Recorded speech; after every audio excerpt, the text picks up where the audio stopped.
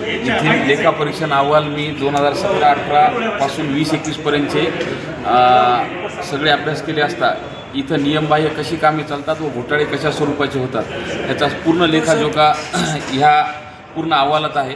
आणि ह्या अहवालाला अनुषंगून कुठंतरी यांचा घोटाळा मला उघडकीस पाडायचा होता, त्या हिशोबाने आजची पत्रकार परिषद होती. अंदाजे किती रुपयाचा घोटाळा आहे आणि कशा पद्धतीने हा घोटाळा करण्यात आला आहे? जवळपास लेखापरीक्षण अहवालानुसार जी रक्कम आम्हाला घ्यायची आहे, म्हणजे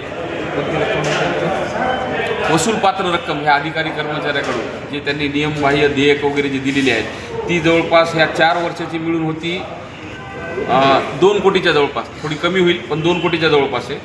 आणि जे नियमबाह्य कामं करून देयकं केली ते समजा नियमांना धरून नाही आहे तसं जर बघितलं तर ते कमीत कमी 15 कोटीच्या जवळपास चाललेले.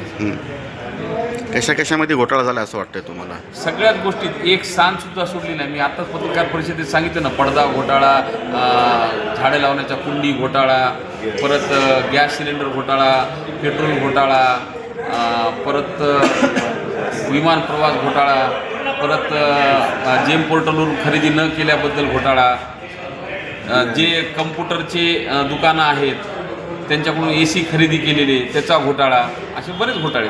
काय आता यापुढे तुमची भूमिका काय असणार आहे? आता घोटाळा तर झाला केला आहे त्यांनी, याचा पर्दाफाश कसा करणार?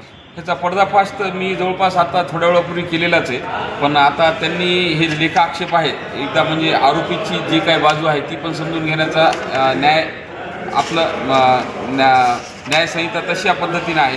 तर त्यांनी हे लेखाआक्षेप क्लिअर माझ्या हिशोबानं 30 एप्रिलपर्यंत करतील असं त्यांनी मला एक पत्र दिलेलं आहे. 30 एप्रिलनंतर 1 मेला महाराष्ट्र दिन आणि 2 तारखेला मनसेचा दिन राहील युनिव्हर्सिटीसाठी. एवढं त्यांनी गांभीर्याने लक्षात ठेवावं. ठीक, तसं पत्रही मी त्यांना देणार आहे. ओके.